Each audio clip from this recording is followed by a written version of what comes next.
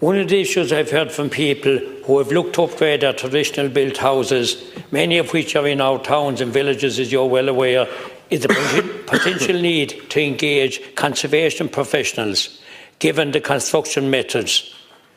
This puts a far greater cost burden on the owner, and I'm led to believe there is a significant shortage in such professionals, both technical and practical, making for a huge delay in delivering the energy upgrades and therefore far less attractive. For example, I believe the cost of conservation technical expertise to ensure the internal and external walls of these properties are treated properly could erode the grant available of up to 60%.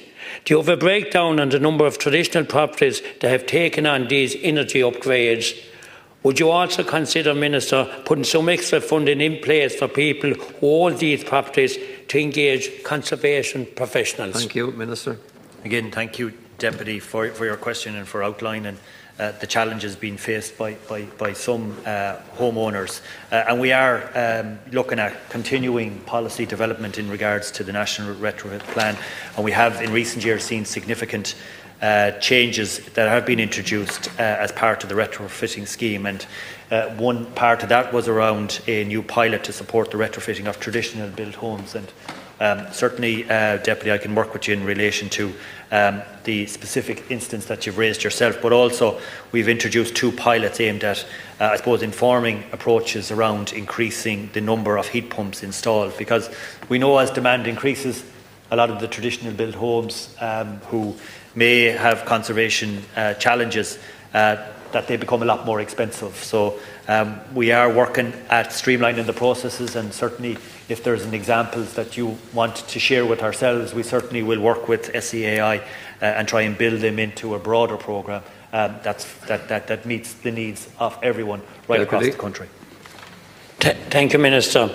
There is an upgrade scheme through the SEAI at the minute called the Traditional Home Pilot Scheme. I believe there is very low uptake, and this is directly related to the costs associated with conservation technical expertise and the lack of conservation professionals. Can I ask the Minister for details as to the number of expressions of interest there have been through the one-stop shops and the number of those who have followed through with the actual applications? If we are to be serious about upgrading many of the older properties in the country, and let's be honest, there is lots of them, many of them use tough and coal for heating and thermal inefficiencies, we will have to acknowledge the reality around the added costs associated with treating them properly. Yes, sir.